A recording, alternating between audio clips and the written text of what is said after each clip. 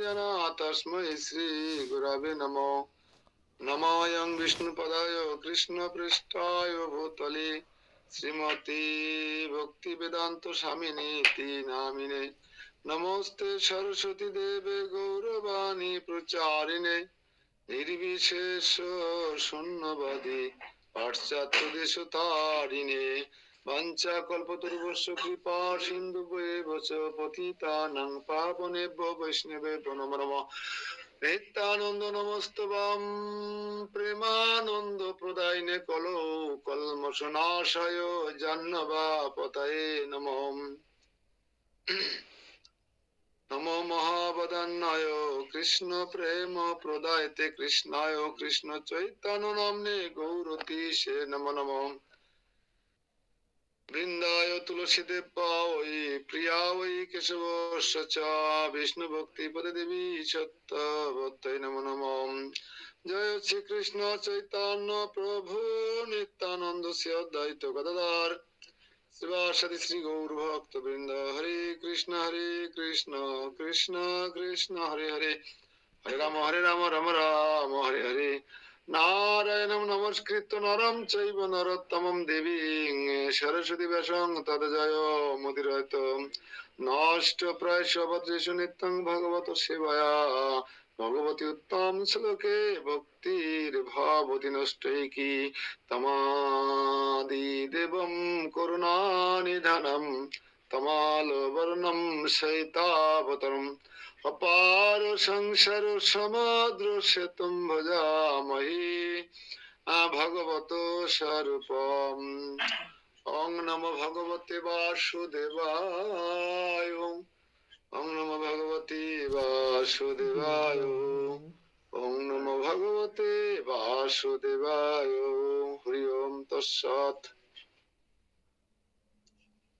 नमोऽयं विष्णुपदाय कृष्णपृष्ठाय भूतले श्रीमते जयपताका स्वामिनीति नामिने। नामाचार्य पदाय निताय कृपा प्रदायिने गौरकथाधामदाय नगरो ग्राम तारिणे। हरे कृष्ण। सर्वग्रामी আমার परमाद्य गुरु महाराज শ্রী শ্রীমৎ জয়পতাকা স্বামী গুরু মহারাজের আতুল চরণ বন্দনা করি এবং অহেতুক কৃপা আশীর্বাদ প্রার্থনা করি।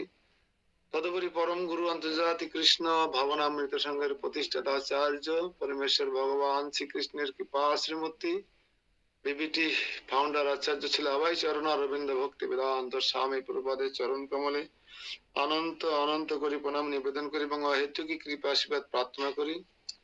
তদুপরি আজকে নিত্যং ভাগবতম সেবায় ক্লাসে উপস্থিত সকল ভক্ত সজ্জন সবাইকে জানাই আন্তর্জাতিক কৃষ্ণ ভাবনামৃত সঙ্গে ইস্কন শ্রী শ্রী রূপ সনাতন স্মৃতিতীর্থ মন্দিরের পক্ষ থেকে কৃষ্ণ প্রীতি বৈষ্ণবের শুভেচ্ছা এবং এই নামট্ট ডিপার্টমেন্টের পক্ষ থেকে সশ্রদ্ধ বৈষ্ণব প্রণাম। বাঞ্ছা কল্পতরুভ্যশ্চ কৃপা সিন্ধুভ্যেব চ পতিতানাং পাবনেভ্যো বৈষ্ণবেভ্যো নমো নমঃ। তো সবার সুস্বাস্থ্য কামনা করে আজকে আমরা নতুন একটা ভাগবতমে প্রবেশ করব। আমি আশা করেছিলাম এবং আপনাদের যে সমস্ত আলোচনার মধ্য দিয়ে আমরা বলে থাকি যে নিজের জীবন সার্থক করি করো পরোপকার, কিন্তু নিজের জীবন সার্থক হচ্ছে কিন্তু পরের উপকার হচ্ছে না। আমি আজ নতুন কোনো মুখ দেখতে পাইলাম না, বরং যারা জয়েন করে নিয়মিত তারাই নেই। শ্রাবণী দে নেই, তারপরে হচ্ছে তাপস নামের একজন ভক্ত নেই, যারা নিয়মিত জয়েন করে তারাই নেই আজকে।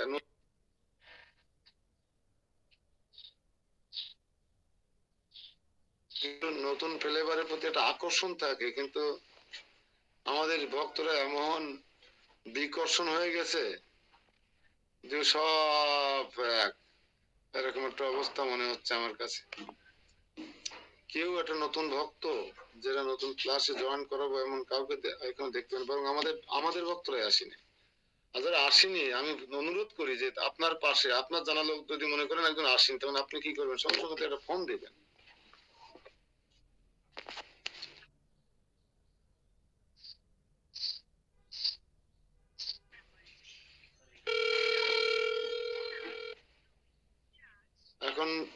6:17 বাজে, এখনো কমপক্ষে 20 জন ভক্ত জয়েন করেনি।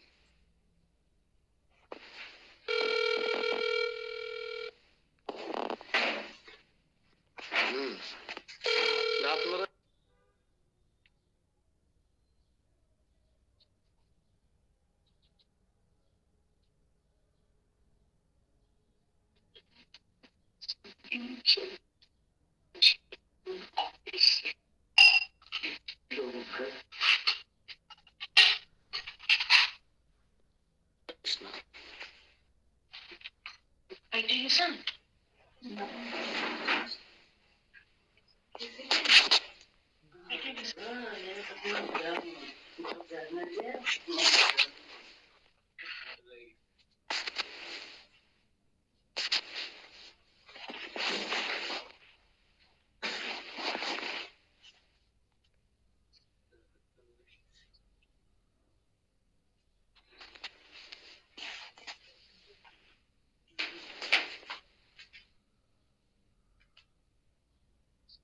স্বাধীনতা অর্জন করা সহজ, রক্ষা করা কঠিন।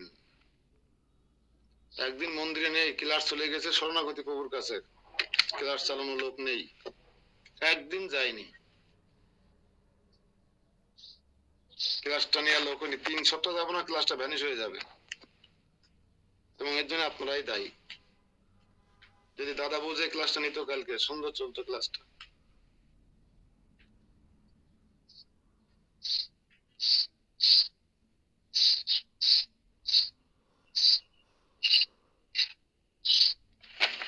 একদিন যায়নি, ক্লাসটা স্বর্ণবতী, পরশুদিন যাবো না, এই ক্লাস শেষ, ভ্যানিশ।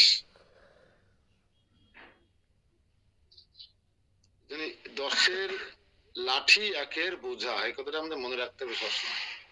সে পূজার কাজে হোক আর অন্য কোনো বেলায়, কথাটা এমনি এমনি আসে নাই।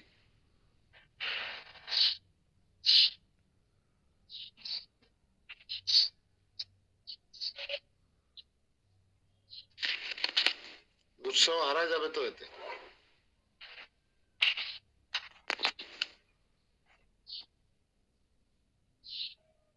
খামখেয়ালিপনা সব, ক্লাসে নির্দিষ্ট টাইম আছে।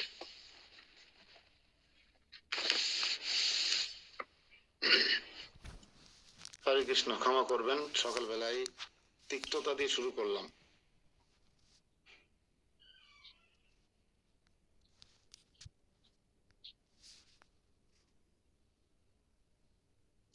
আমরা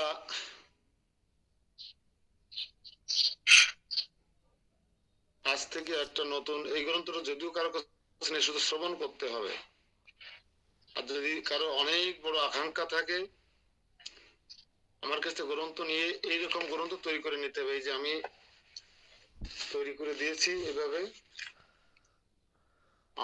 এই সেই গ্রন্থ এভাবে তৈরি করে দিয়েছি আমি।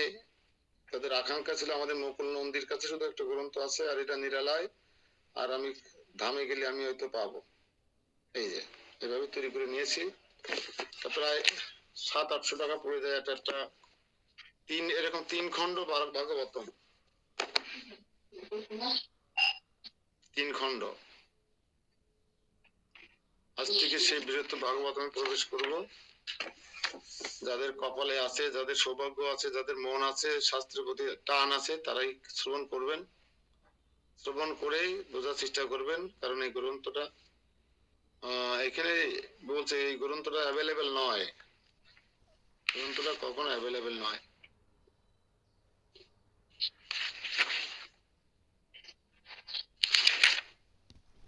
সম্পাদকের নিবেদন, আমরা কোনো কিছু বাদ দেব না, যেহেতু গ্রন্থটা দুষ্প্রাপ্য হয়ে গেছে। এখন সম্পাদক লিখছেন যে শ্রীমৎ শ্রী বৃহৎ ভাগবত অমৃত অতি অপূর্ব গ্রন্থ, শাস্ত্র গ্রন্থের মধ্যে এইরূপ উৎকৃষ্ট ও উপাদেয় গ্রন্থ আর দ্বিতীয় নাই। শাস্ত্র সমুদ্র মথিত হইয়া এই বৃহৎ ভাগবত অমৃত উত্থিত হইয়াছে। সেই জন্যই ছিল কবিরাজ গোস্বামী মহারাজ বলিয়াছেন, যেহেতু এটা গৌড়ীয় বৈষ্ণবদের দ্বারা সম্পাদিত, তাই ওই ভাষা থাকবে সাধু ভাষা সব। সনাতন কৈল গ্রন্থ ভাগবতমৃতে কৃষ্ণ ভক্ত ভক্তি তত্ত্ব জানি তাহা হইতে। স্বল্প আয়ু বিশিষ্ট ও সংকীর্ণ মেধা জীবগণের পক্ষে বিপুল ধর্মশাস্ত্রের অধ্যয়ন ও বিচার পূর্বক অধিকার ক্রমে কর্তব্য নির্ণয় করা সম্ভবপর নয়, কারণ ধী শক্তি সম্পন্ন ব্যক্তিগণ বেদ শাস্ত্রের যথার্থ তাৎপর্য গ্রহণ করিতে অক্ষম হইয়া থাকে।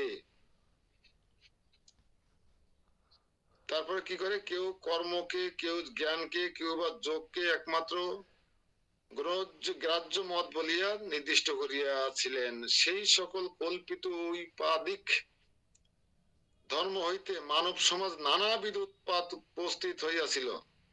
এই সমস্ত উৎপাতের উপশম নিমিত্ত সম্মুখ শাস্ত্রের বিবাদ ভঞ্জনকারী পরম কারুণিক রসিক শিখর ভগবান গৌরচন্দ্র স্বীয় পার্ষদ প্রপদ ছিল সনাতন গোস্বামী দ্বারা জগৎ বিস্তারের একমাত্র উপায় স্বরূপ সর্বশাস্ত্র মীমাংসা স্বরূপ এই বৃহত্তর ভাগবত অমৃত শাস্ত্র প্রকাশ করিয়াছিলেন। অনেক সমস্যা ছিল তখন, মনসা মঙ্গল হ্যান তা নিয়ে মানুষ মেতে থাকতো।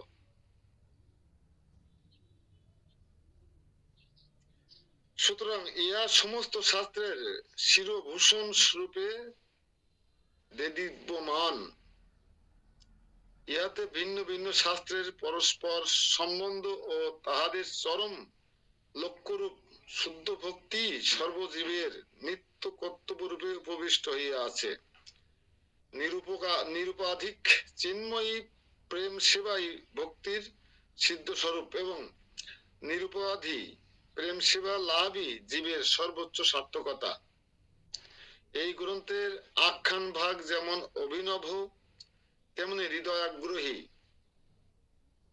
ইহার মধ্যে ভক্তি ও ভক্ত তত্ত্বের যে অপূর্ব ব্যাখ্যা বিচিত্র বিশ্লেষণ প্রদত্ত হইয়াছে তার তুলনা নাই।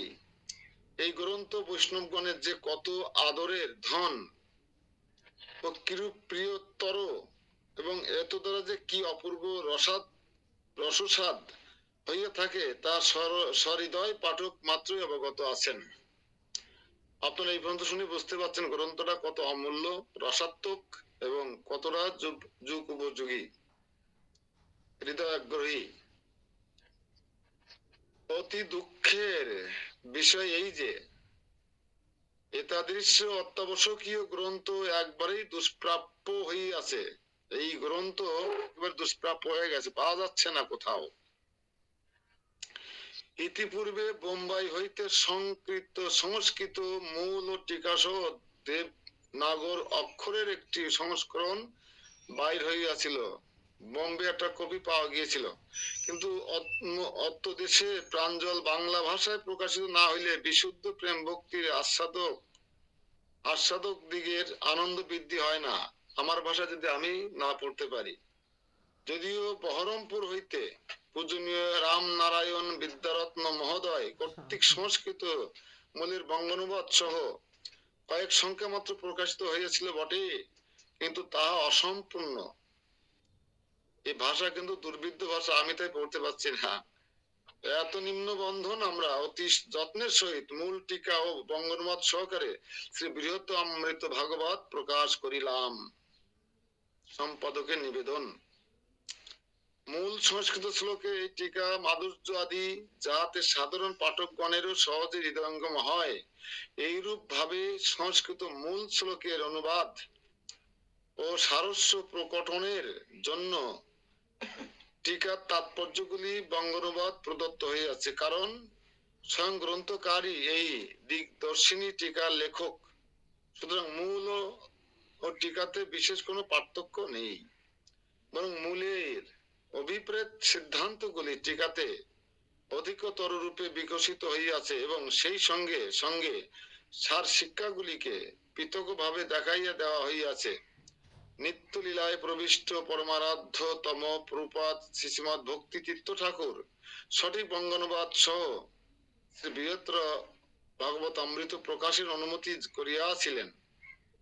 তাহারই কৃপা নির্দেশে, তাহার কৃপা সমুনতম আধার পরমারাধ্য পণ্ডিত শ্রীশ্রীমৎ ত্রৈলোক্যনাথ ভক্তিরত্ন মহোদয় এই গ্রন্থের অনুবাদ কার্য সুসম্পন্ন করিয়া কৃতার্থ করিয়াছেন।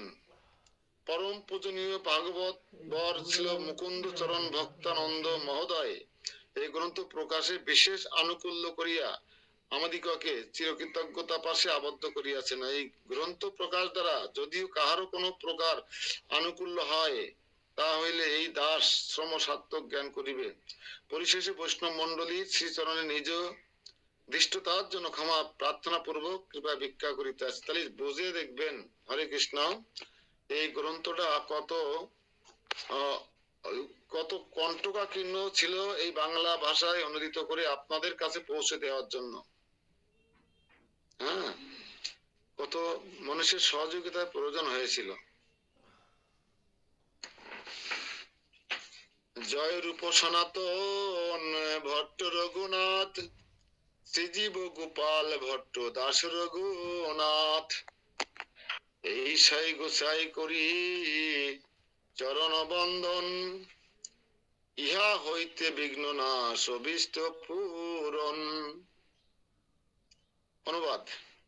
শ্রী শ্রী মোহন মহাপ্রভু অপার করুণায় শ্রী শ্রী বীরত্র ভাগবতম অমৃত প্রচুর বাধা বিঘ্ন অতিক্রম করিয়া সংস্কৃতিতে মূল ও টিকা এবং বাংলা ভাষায় মূলের অনুবাদ, টিকার তাৎপর্য, সার শিক্ষা সম্মিলিত হইয়া ভক্তগণের নিকট বাহির হইলেন। গৌড়ীয় বৈষ্ণব সমাজে এই অমূল্য গ্রন্থের পরিচয় প্রদান অনাবশ্যক, কারণ এই গ্রন্থের উপদেশের সার্বভৌমত্ব সর্বত্রই স্বীকৃত। এই গ্রন্থ একাধারে লীলা, রস, ভাব এবং সিদ্ধান্ত প্রভৃতি ভজনের যাবতীয় কর্তব্য বিষয়ের পূর্ণ অভিব্যক্তি। বস্তুত শ্রীমৎ শ্রী বৃহত্তর ভাগবত অমৃতে ন্যায় উপাদেয় গ্রন্থরত্ন আর হয় নাই, হইবারও নহে। পূজ্যপাদ গ্রন্থকার শ্রীপাদ সনাতন গোস্বামী এই গ্রন্থ সম্বন্ধে সং লিখেছেন, যচ্ছু কেনোপি অপদিষ্টম তে বৎস নিকৃষ্য তস্য মে সারম প্রকাশয় ক্ষিপ্রম কেরারম্ভোধরিবামৃতম। শ্রী উত্তরা দেবী কহিলেন, বৎস, তুমি শ্রী শুকদেবের শ্রী মুখপদ্ম হইতে যে উপদেশ প্রাপ্ত হইয়াছ, ক্ষীরসাগর হইতে অমৃত উত্তোলনের ন্যায় নিজ বুদ্ধি দ্বারা তাহার সার উদ্ধার করিয়া আমার নিকট প্রকাশ করিয়া বলো। হ্যাঁ, টিকার তাৎপর্য, হে বৎস, তুমি শ্রী সুখদেব কর্তৃক যাহা উপদিষ্ট হইয়াছ তাহার সার পরম উপাদেয় অংশ আমার নিমিত্তে প্রকাশ করো। এত দ্বারা বক্সমান বিষয়ের পরম গোপনীয়ত্ব বাঞ্ছিত হইতেছে। আচ্ছা, তাহলে আপনি কি শ্রীমদ ভাগবতের সার বৃন্দাবনের রহুক্রিয়াখানি শ্রবণ করিবেন? তাতে নিষ্কৃচ্ছ ইত্যাদি বলিতেছেন। যন্ত্র দ্বারা নিপীড়ন পূর্বক যেরূপ ইক্ষু হইতে প্রথমে হেয় বাদ দিয়া সারাংশ রসক্রমে গুড়সার শর্করা গৃহীত হয়, সেইরূপ নিজের বিশুদ্ধ বুদ্ধি বলে শ্রীমদ ভাগবতের সরস তত্ত্ব কর্মপূর্বক বিচার দ্বারা অনুভব পর্যাপ্ত, অর্থাৎ পরম গোপ্য বৃন্দাবন রহ ক্রিয়াখ্যান বর্ণনা করো। ইয়াকে ক্ষীরসাগর মন্থন করিয়া অমৃত উত্তোলন বলা চলে। অর্থাৎ শ্রী উত্তরা দেবীর প্রশ্নই এই গ্রন্থের ভিত্ত স্বরূপ এবং উত্তরে শ্রীমদ ভাগবতের গূঢ় ভক্তি সিদ্ধান্ত মাধুরিমা প্রকাশ হয়েছে। শরৎ হরে কৃষ্ণ ভক্তগণ, তাহলে এখন আপনারা বুঝতে পেরেছেন যে আমাদের পরীক্ষিত মহারাজ যে 7 দিন 7 রাত শুকদেব গোস্বামীর কাছ থেকে যে ভাগবত অমৃত শ্রবণ করেছিলেন, এক টানা শোনার পরে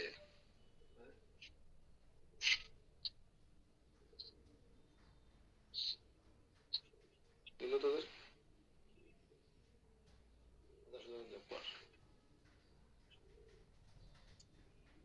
শোনার পরে পরীক্ষিত মহারাজের মা উত্তরা দেবী বলেছিলেন যে হে পুত্র, হে বৎস, তুমি শুকদেব গোস্বামীর কাছে ভাগবত আদি শ্রবণ করলে এটা পুরোটা লাগবে না, এটা তুমি যা নিজের বুদ্ধি দিয়ে এর মূল সার সংক্ষেপ, মূল রসতত্ত্ব,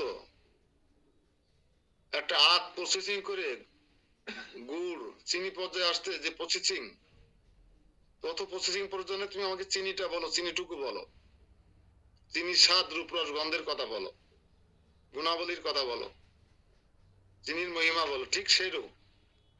এই কথা শ্রবণ করবার পরে যে পরীক্ষিত মহারাজ তার মাতা উত্তরা দেবীকে বৃন্দাবনের পরম গোপনীয় বৃন্দাবনের সেই রস ক্রিয়াখ্যান বর্ণনা করেছিলেন, যেটা ক্ষীর সাগর মন্থন করেছিল, অনেক কিছু উঠেছিল, গরল উঠেছিল, হাতি উঠেছিল, ঘোড়া উঠেছিল, লক্ষ্মী দেবী উঠেছিল, কিন্তু অমৃত উঠেছিল, সে অমৃতের সমান বলা হচ্ছে এখানে। ক্ষীর একদম সে মূল রস তত্ত্ব যে বর্ণনা করেছিলেন উত্তরা দেবীকে তার পুত্র পরীক্ষিত মহারাজ। এটা কিন্তু আমরা অনেকেই জানি না যে পরীক্ষিত মহারাজ ভাগবত অমৃত শ্রবণ করবার পরে সুখদেব গোস্বামীর কাছে পরবর্তীতে তার মার কাছে বর্ণনা করেছিলেন সার সংক্ষেপ আকারে, এবং মা তার কাছে শুনতে চেয়েছিলেন, আদেশ করেছিলেন আমাকে সেইটুকু বলো। অতএব শ্রী উত্তরা দেবীর প্রশ্নই এই, উত্তরা দেবী যে প্রশ্ন করেছিলেন, আমার সেই প্রশ্ন যে উত্তর দিয়েছিলেন পরীক্ষিত মহারাজ, সেটাই হচ্ছে সেই গূঢ়তম অংশ, হচ্ছে এই শ্রীমৎ বীরত্র ভাগবতম অমৃত, খুব গুহ্যতম বিষয়, এবং যেটা সনাতন গোস্বামী মন্থন করে করে এটা আমাদের সামনে উপস্থাপন করেছেন। শ্রী পরীক্ষিত বললেন, মা তো, যদ্যপি আমার প্রয়াণ কাল নিকটবর্তী এবং আমি ওই অত্যল্প কালের মধ্যে মুনিব্রত অবলম্বনে অভিলাষী হইয়াছি, তথাপি আপনার প্রশ্ন মাধুরী কর্তৃক মুখরীকৃত হইয়া শ্রী ভাগবত অমৃত কথনে প্রবৃত্ত হইতেছে। দেখুন, পরীক্ষিত মহারাজ জানে এক্ষুনি তার মৃত্যু হবে, এক্ষুনি তার মৃত্যু হবে, তারপর বলছে হে মা তো, যদ্যপি আমার প্রয়াণ কাল অর্থাৎ শেষ সময় উপনীত খুব নিকটবর্তী, তাই আপনার প্রশ্নের উত্তর আমি দিতে প্রবৃত্ত হইতাছি সময়, অল্প সময়ের মধ্যে। এই শ্রী ভাগবত অমৃত নিখিল সম্পদ যুক্ত ভগবত ভক্তির পর শাস্ত্র সমূহের মধ্যে অমৃত স্বরূপ পরম মধুর সারতর অংশ বিশেষ। এখানে অমৃত শব্দের ধ্বনিগম্য অর্থ এই যে ভগবত ভক্তির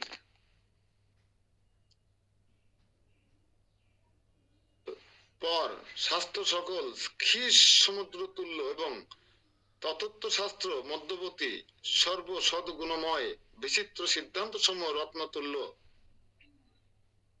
আবার সেই রত্ন সমূহের মধ্যেও এই শ্রী ভাগবত অমৃত মহার্ঘ রত্ন বিশেষ, অথবা অমৃত যেমন ক্ষীর সাগরে পরম মধুর সারতর অংশ, তদ্রূপ যাবতীয় ভগবত শাস্ত্রের সারতর অংশ এই শ্রী ভাগবত অমৃত।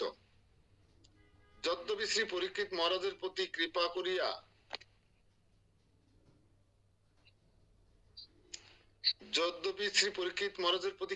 করিয়া শ্রী শুকদেব কেবলমাত্র শ্রীমৎ ভাগবত উপদেশ করিয়াছিলেন, সমস্ত ভক্তি শাস্ত্র নহে।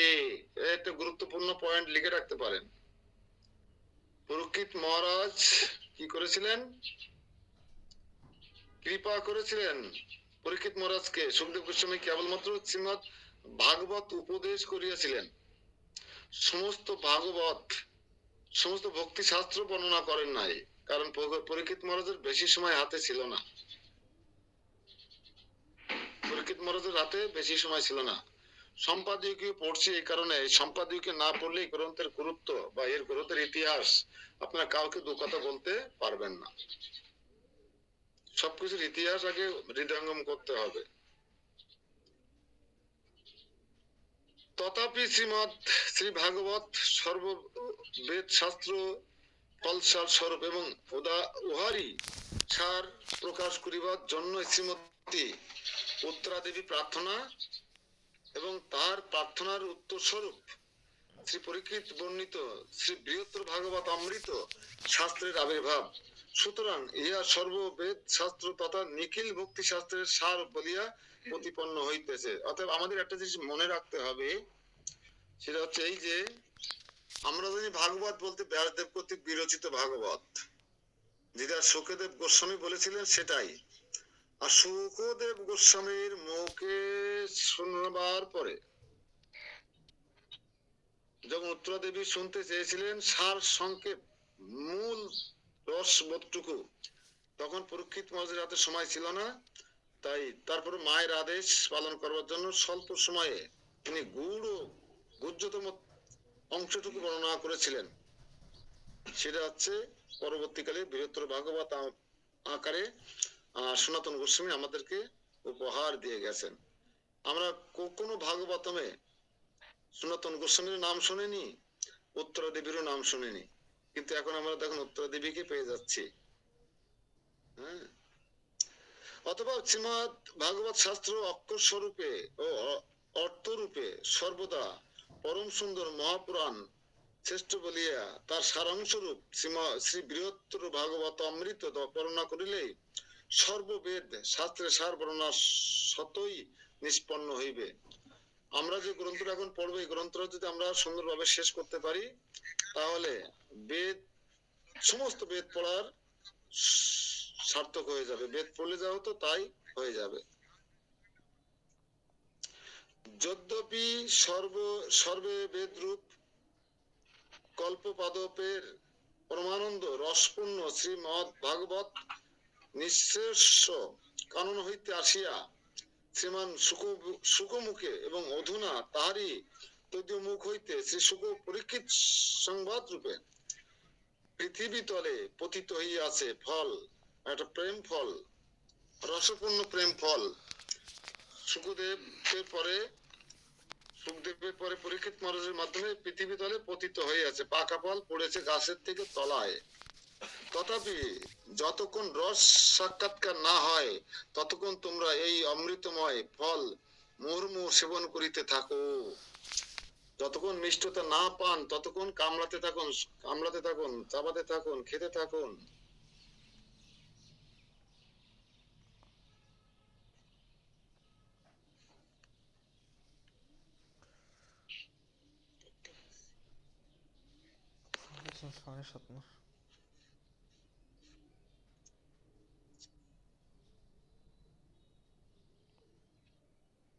এই পরশত চরণে এবং মহা ভগবানের অনুভবে শ্রীমদ ভগবতে ইহা অংশ নাই যে প্রতিপাদিত হইয়াছে। তথাপি শ্রী গোপীনাথ চরণারবিন্দে মকরন্দ পান করিতে অভিলাষী রসিক ভক্তগণ তদীয় আদ্য ক্রিয়া সম্বন্ধীয় কথাতেই রুচিমান এবং অন্য উপাখ্যানে রুচিহীন বলিয়া শ্রীমদ ভগবতের অন্যান্য উপাখ্যান হেয় বা অসার নহে।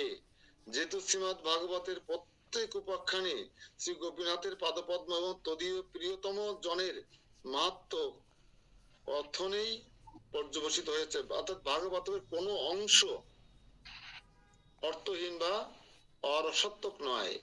অর্থাৎ একটা রসমালার সদৃশ, আমরা আগেই বলেছি ভাগবত মতে রসমালাই সদৃশ। আর রসমালার কোন পাশে কামড় দিলে মিষ্টি হয় আর কোন পাশে কামড় দিলে টক হয় আমরা জানি না। রসমালাই আপনি যে পাশে কামড় দেবেন সে পাশে মিষ্টতা। এই ভাগবত পুরাণ আপনি যখনই পড়বেন, যেখান থেকে পড়বেন সেটা আপনার ভালো লাগবে।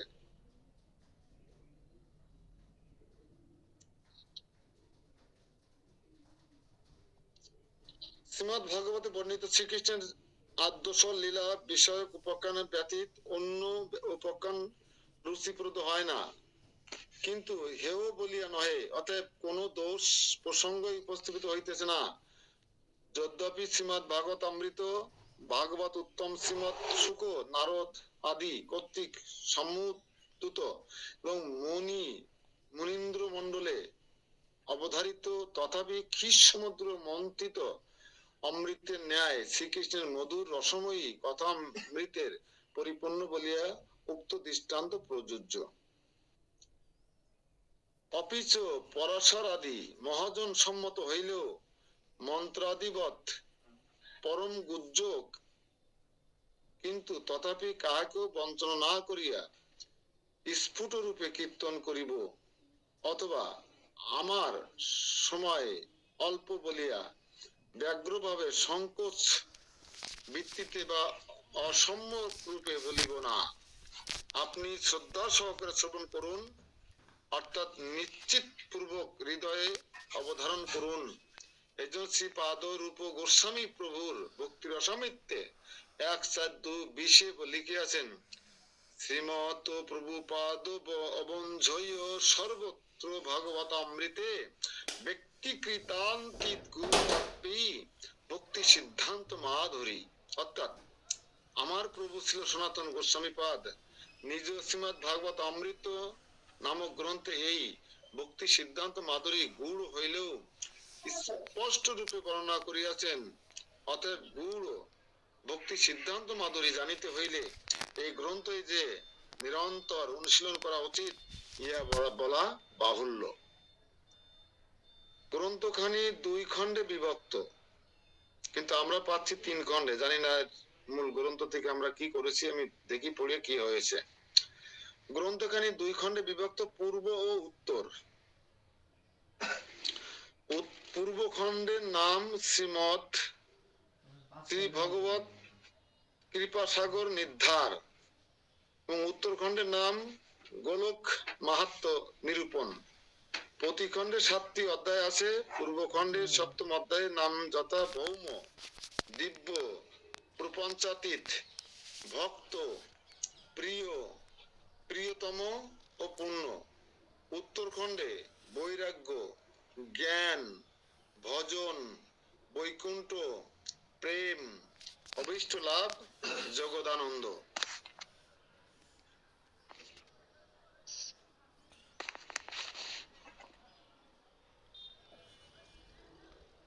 এখানে অনেক সুন্দর কিছু বোঝার আছে। উত্তরখণ্ড মানে প্রথম,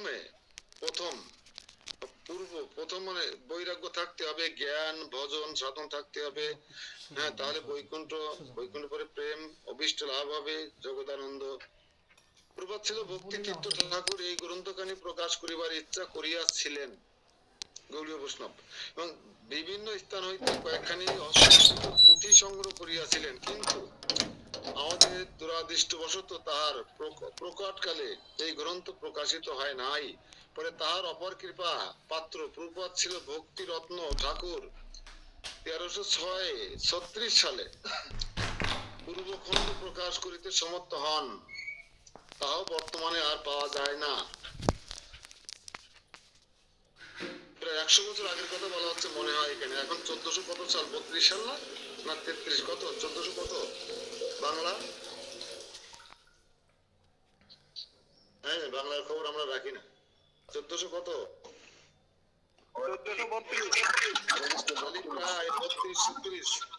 96 বছর আগে এই যে এই গ্রন্থখান লিখেছিলেন, 96 বছর আগে। হ্যাঁ, এখন সেই খণ্ড পাওয়া যায় না। 96 সালে, 96 বছর আগে যেটা লেখা হয়েছিল পূর্ব খণ্ড। পরে তাহার অপর কৃপা পাত্র প্রভুপাদ ছিল ভক্তি শাস্ত্রী ঠাকুর প্রভুপাদের বাসনা পূর্ণ করিবার জন্য উত্তর খণ্ড সমূহ ও পূর্ব খণ্ডে 2য় সংস্করণ এবং এই 3 প্রকাশের মধ্য দিয়ে বাহির করিলেন।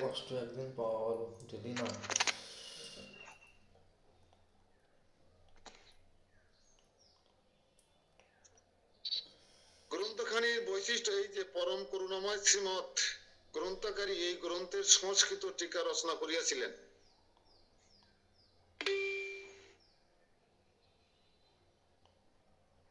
বলুন,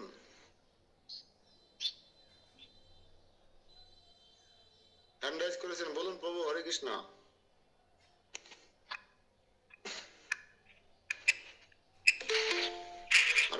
চাই।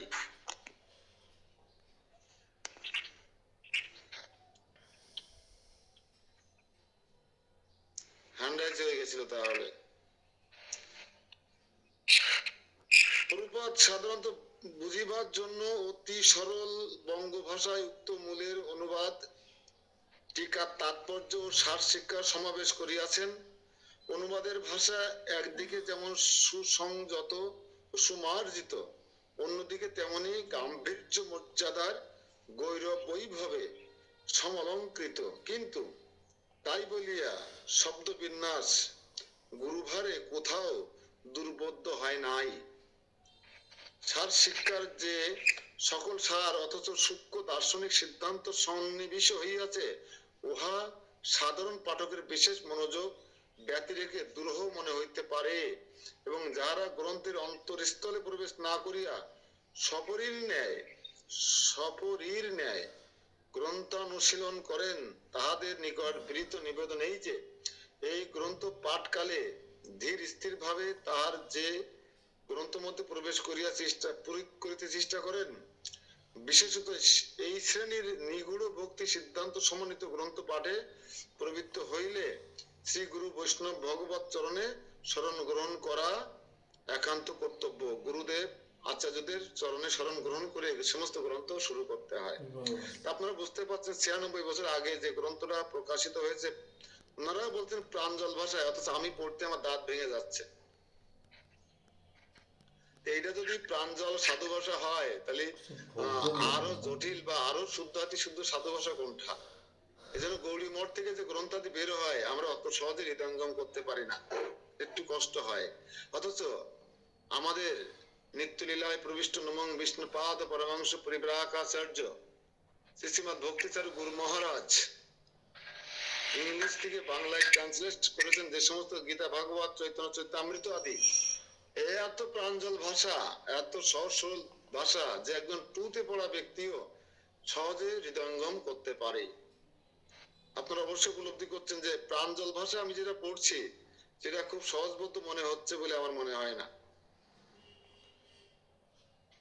আজকে শুধু আমরা এই গ্রন্থের ইতিহাস সম্বন্ধে অবগত হব, গ্রন্থকার কিভাবে এই জগতে গ্রন্থটা প্রকাশিত হলো, সনাতন গোস্বামী কেন এরকম একটা ভাগবত দুই রকম হয়ে গেল, এটা আমরা জানার চেষ্টা করব।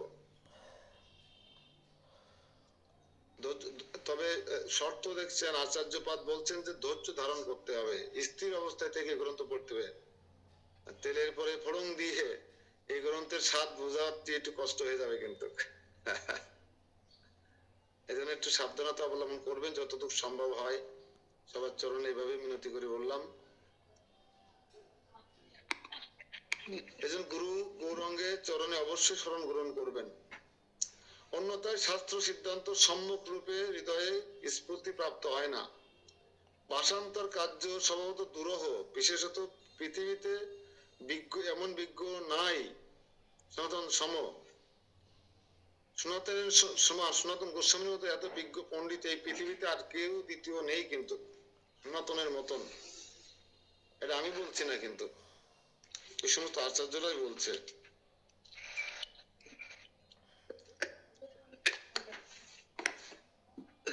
তো হরে কৃষ্ণ। হরে কৃষ্ণ, হরে কৃষ্ণ। গ্রন্থ না থাকলে তো কাজ হবে না, হবে না, হবে শ্রবণ করবেন না, দেখেন এটা গল্পের মতো মনে হবে না।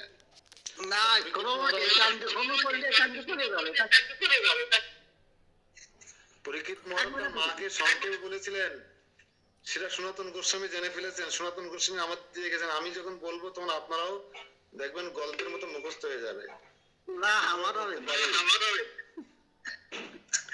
শ্রবণ করুন কি বললো এতক্ষণ, তারপরে তৈরি করে নেবেন গ্রন্থ, অসুবিধা কোথায়? কত টাকা তো কত দিকে যায়, এটা থাক না বীরেন্দ্র ভাগবতম ঘরে। না সেটা হলে হবে। বলেন, আপনারা যদি বলেন আমি আপনাদের সহযোগিতা করব, অসুবিধা নেই। অবশ্যই সেটা করবেন। এটা খুলনা ভার্সিটির সামনে যারা এই ফটো স্টারে কাজ করে ওরা একটু কম রেট রাখে, একটা প্রেসে গিয়ে ছাপাতে গেলে অনেক ব্যাপার স্যাপার, সেরকম অর্থ আমাদের নেই এরকম গ্রন্থ আকারে। এই জন্য আমরা এইভাবে করেছি, করাতে খরচ কম হয়েছে। মুকুলের কাছে আছে না কপি? মুকুল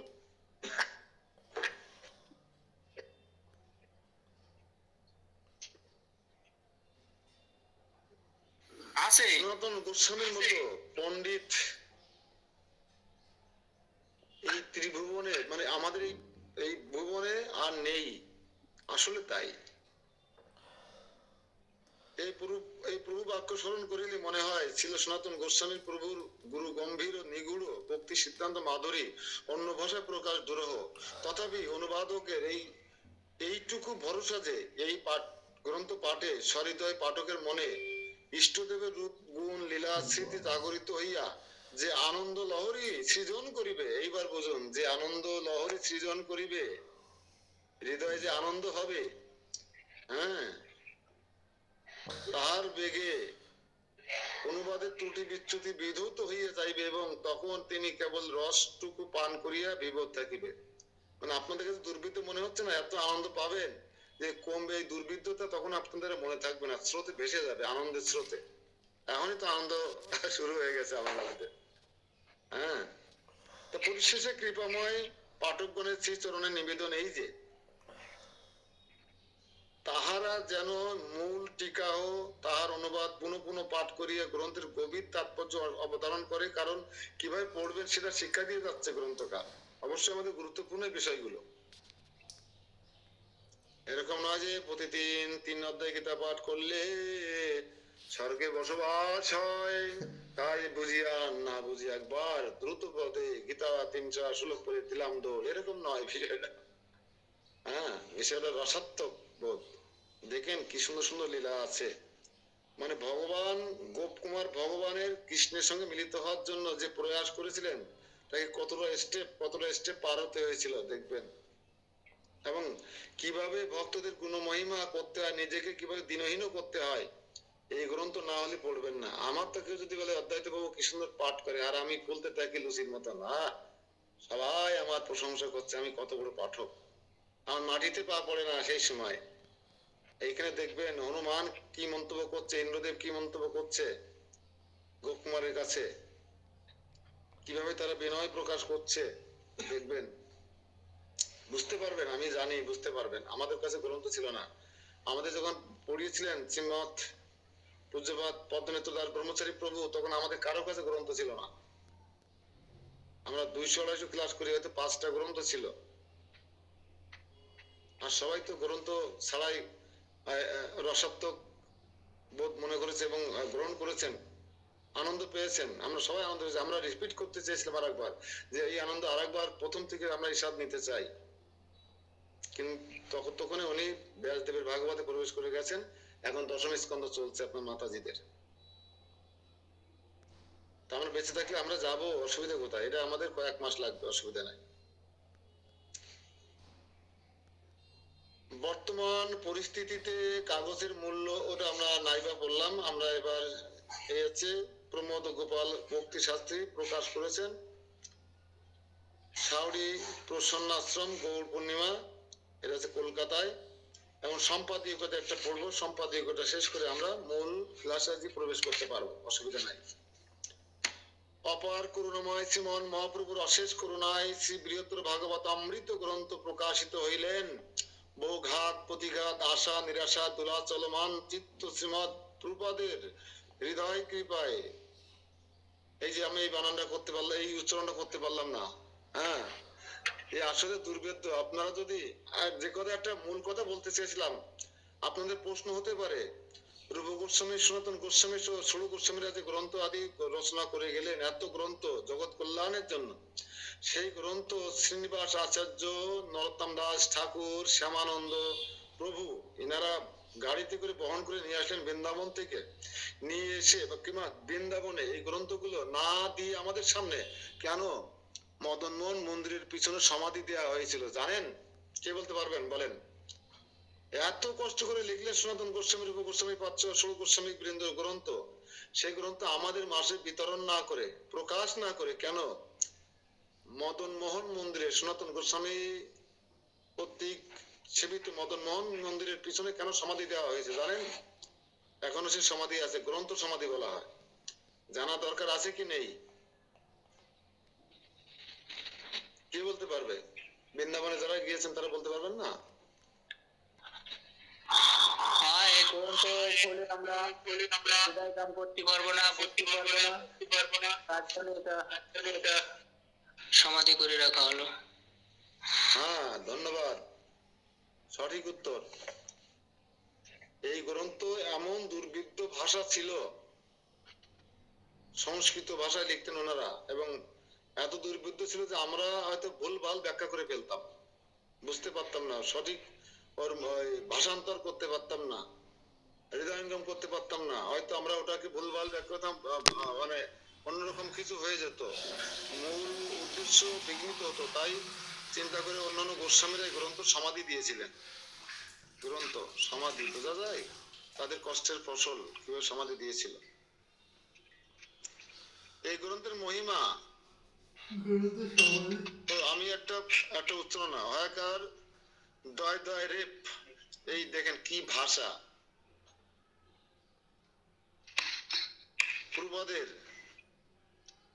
হাত কৃপায় একমাত্র সম্বল করিয়া অতি সাহসিকতা কাজে অগ্রসর হইয়াছি। এই গ্রন্থের মহিমা সদৃশ্য জীবাধমের বাক্য বা লেখনী দ্বারা প্রকাশ করিতে অক্ষম অপ্রাকৃত কবিকুল চূড়ামণি শ্রীপাদ কৃষ্ণদাস কবিরাজের লেখনীতে উহা স্পষ্ট ব্যক্ত, সুস্পষ্ট ব্যক্ত। সনাতন কইল গ্রন্থ ভাগবত অমৃত, ভক্ত ভক্তি কৃষ্ণ তত্ত্ব জানি ইয়া হইতে। এই তিন তত্ত্বের মহিমা জ্ঞান ব্যতীত, স্বরূপ জ্ঞান ব্যতীত ভজন সাধন ব্যর্থায় পর্যবসিত হয়। অর্থাৎ এই যে ভক্ত ভক্তি আর কৃষ্ণ তত্ত্ব বিজ্ঞান, এই তিনটি বিষয় জানতে গেলে আপনাকে কি লাগবে? তিনটে জিনিস ছাড়া আপনি পারবেন না। সেটা কি? জ্ঞান, স্বরূপ জ্ঞান, ভজন সাধন। এই তিনটে ব্যতীত আপনি এই জ্ঞান অর্জন করতে পারবেন না। প্রবাদ শ্রীমৎ ভক্তি তীর্থ ঠাকুর লিখিয়াছেন, না জেনে কে আমি কে বা আমার কিসের ভজন করো বা কাহার, ইতে কি সুফল ফলিবে তোমার? মহি বিনে মহিরু কি দাঁড়ায়, অথবা ভিত্তি বিনে শূন্য গৃহ কি দাঁড়ায়? বস্তুত ভজন সাধনের সর্বপ্রথম কথা ভজনীয় বস্তু, সাধ্য বস্তু, সাধন প্রণালী, তত্ত্বজ্ঞান।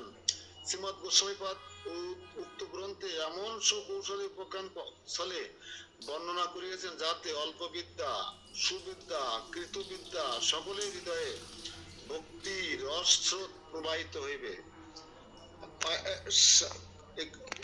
ভয় পাওয়ার কোনো কারণ নাই।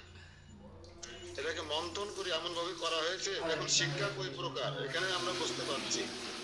কি কি শিক্ষার কথা বলছে? অল্প বিদ্যা, সুবিদ্যা, কৃতবিদ্যা সকলের হৃদয়ে ভক্তি রস স্রোত প্রবাহিত হইবে গ্রন্থ পড়লে। গ্রন্থখানি দুই খণ্ডে কৃত। প্রথম খণ্ডে নামকরণ করিয়াছেন কৃপাভর নির্ধারণ খণ্ড। উহাতে জগতে কে অধিক কৃপা, এই জগতে কে অধিক কৃষ্ণ কৃপা পাত্র তাই নির্ধারিত হইয়াছে। যেহেতু শ্রীকৃষ্ণ কৃপা ও অকৃপার অনুগামিনী, তাই সর্বাধ্যে ভজনের ক্রম হিসাবে ভক্তির উৎকর্ষ ভক্তের শ্রেষ্ঠত্ব নির্ধারিত হইয়াছে। সর্বত্র লক্ষিতব্য বিষয় দীনতা। যেহেতু ছিল প্রভাত ভক্তি তীর্থ ঠাকুরের বাণী, দীনতা হইতে হয় প্রেম ভক্তি, বিনা দৈন্য প্রেম নহের উৎপত্তি। শ্রীমৎ বিশ্বনাথ চক্রবর্তী ঠাকুর শ্রীমৎ ভাগবতের টিকা লিখিয়াছেন, দীনতা মানবতাদি শিলাক্লিবৈত মহাবৃত্তি ভক্তি পল্লব নিভৃ পান্না সুবনাদ যৌবনে। অর্থাৎ দীনতা, মানব মান, দম্ভাদি সদ্গুণে গুণান্বিত হইতে হইলে শৈলী প্রাচীর রূপ আবরণ দিয়া শ্রবণ কীর্তনাদির বাড়ি সেঞ্চনের দ্বারা নরম মাত্রেই এই ভক্তিলতাকে পালন করিবেন। ছিল গোস্বামী পাদের লেখনীতে ইহা সুব্যক্ত হইয়াছে। দ্বিতীয় খণ্ড কি? দ্বিতীয় খণ্ড হলো গোলক মাহাত্ম্য, গোলক বৃন্দাবন ধামের মাহাত্ম্য। বর্ণা প্রসঙ্গে ধাম তত্ত্ব, কৃষ্ণ তত্ত্ব, সাধন প্রণালী, সাধ্য বস্তুর স্বরূপাদি নির্ণীত। পরিশেষে রাধা দাসী চরম ছাদ্যরূপে নির্ণীত। এত তত্ত্ব, এত উচ্চ স্তরে যাওয়ার পরে আমাদের সাধ্য বস্তু কি হবে? রাধারানী দাসত্ব করা, দাস হওয়া। এটা কিন্তু আমরা এখনো ভালো করে বুঝতে পারি না। আমরা এত কিছুর মূল উদ্দেশ্য সর্বপরমধ্য কি? রাধা দাস, রাধারানী দাস হতে হবে আমাদেরকে। এই গ্রন্থের দ্বিতীয় সংস্করণের মধ্যীয় শ্রী গুরু পাদপদ্ম অষ্টোত্তর শত শ্রী শ্রী প্রমানন্দ শাস্ত্রীজি মহারাজ সঠিক মূল শ্লোক, বঙ্গানুবাদ, টিকা অনুবাদ, শিক্ষা সহ প্রকাশ করিলে বলিলেন, অতুক্তি হইবে না যে এই জাতীয় সংস্করণ অদ্যাপি অন্য কোথাও প্রকাশ হয় নাই। বহুদিন পূর্বেই উক্ত সংস্করণ শেষ হইয়া গিয়াছে। ভারত তথা ভারতের বাইরে আমেরিকা প্রভৃতি স্থান হইতে পুনঃ পুনঃ বহু পত্রাদি আসে, কিন্তু আমার অযোগ্যতা, বিশেষত অর্থাদির অভাবে উক্ত মহৎ কার্য সম্পাদনের সম্পূর্ণ অযোগ্য মনে করিয়া বহু দুঃখে কাল কাটাইতেছিলাম। হঠাৎ ছিল পূর্বদের প্রেরণাক্রমে আমার এক সতীর্থবর হাওড়া জেলা নিবাসী ছিল প্রভুপাদের প্রিয় শিষ্য শ্রীযুক্ত নারায়ণ চন্দ্র মণ্ডল কামদেবপুর, এবং ছিল প্রভুপাদের অভিন্ন হৃদয় বন্ধু প্রভুপাদ শ্রী শ্রী ভাগবত ভূষণ ঠাকুর মহোদয়ের প্রিয়তম শিষ্য রামজীবনপুর নিবাসী ছিল নিমাই চন্দ্র লোহদয়। অত্যন্ত আগ্রহী এবং উৎসাহী হইয়া ভক্ত গৃহে গৃহে ফিরিয়া অর্থ ভিক্ষা, কিছু টাকা ধার কর্য করিয়া এই সুমহৎ সেবা কার্যে ব্রতী হয়েছিলেন। দেখেন, আমাদের মতো ইসকনের মতো কোটি কোটি ডলার নেই, তাদের কাছে ছিল না। তখন ভিক্ষাবৃত্তি করে অর্থ কর্য ধার করে এই গ্রন্থ রচনা করেছিলেন। এই সমস্ত ব্যক্তিরা, এই সমস্ত আচার্যরা ভগবানের কত প্রিয়, কত প্রিয় ভগবানের। আমার অযোগ্যতা বশত কিছু ভুল ত্রুটি থাকা অসম্ভব। সহৃদয় পাঠকবর্গ সংশোধন করিয়া পাঠ করিয়া ভক্তিরস আস্বাদন করুন এবং এই অযোগ্য অধমকে কৃপা আশীর্বাদে ধন্য করিয়া দ্বিতীয় খণ্ড প্রকাশনে সাহায্য করুন। ইতি নিবেদনীতি শ্রী সতীশ চন্দ্র দত্ত, ভক্তি তত্ত্ব বাচস্পতি। হরে কৃষ্ণ। এই ছিল মোটামুটি আমাদের গ্রন্থের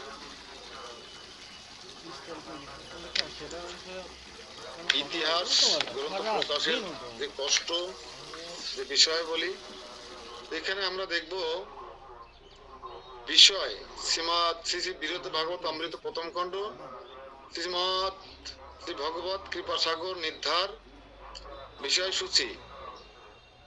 নিজ অভিষ্ট দেবের পরম উৎকর্ষ করুণাপূর্বক প্রণতি সহকারে মঙ্গলাচরণ সূচিপত্র আর কি। শাস্ত্রে প্রতিপাদ্য বিষয় বর্ণনা শ্রী জৈমিনী জন্মেঞ্জয় সংবাদ, জৈমিনী জন্মেঞ্জয় সংবাদ, শ্রী সুখদেবের উপদিষ্ট সার শ্রবণেচ্ছুক শ্রী উত্তরার নিকট শ্রী পরীক্ষিতের শ্রী ভাগবত অমৃত বর্ণনা, শ্রী প্রয়াগ গ্রন্থ দশমেত তীর্থে শ্রী মাধব সমীপে উপবিষ্ট মুনি সমাজে ভক্ত শ্রী বিপ্রবরের আগমন ও যথাবিধি শালগ্রাম শিলারূপী শ্রীকৃষ্ণের মহোৎসব সম্পাদন, মুনি সমাজ হইতে শ্রী নারদের বিপ্রবর সমীপে আগমন ও তার প্রশংসা।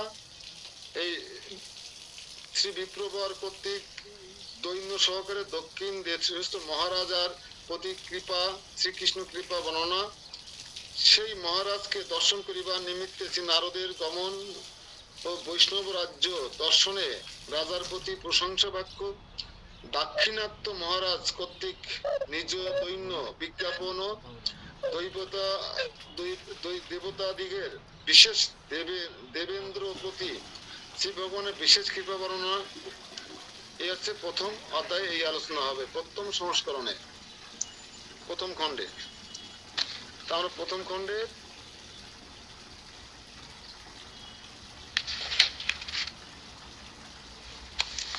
এখন প্রবেশ করব আজকে সবার কৃপা আশীর্বাদ নিয়ে আপনাদের আশীর্বাদ আমি প্রার্থনা করছি। আমারও ভালো মতো হৃদয়ঙ্গম হয়নি, আমি প্রথম থেকে হয়তো বা একটু মিস করে গিয়েছিলাম। হ্যাঁ, প্রথম শ্লোক, ওম নমো শ্রীকৃষ্ণায় ভগবতে শ্রী রাধিকায় রমণায় জয়তি নিজ পদাজ প্রেম দানবতীর্ণ বিধি বিবিধ মধুরিমালকি ওহপি কৈশোর গন্ধি কত পরম দশান্তম যস্য চৈতন্য রূপা ও রূপানুভব পদম ব্যাপ্তম প্রেম গোপীশ নিত্যম।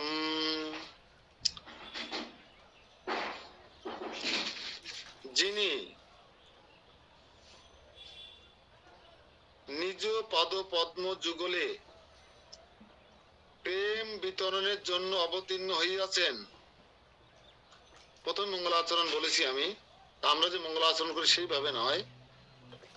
যিনি বিবিধ মধুরিময় সাগর, যার প্রেম পরম দশার চরম সীমা প্রাপ্ত হইয়াও গোপী বর্গে নিত্য বিরাজমান, এবং যার সেই চৈতন্য আখ্যারূপ হইতে সেই চরম সীমান্তে গোপী প্রেম সকলে অনুভবের বিষয় হইয়াছে, সে নিত্য কৈশোর ভূষিত কোন এক অনির্বর্ষণীয় পুরুষ সর্বোৎকৃষ্টে বিরাজ করিতেছেন।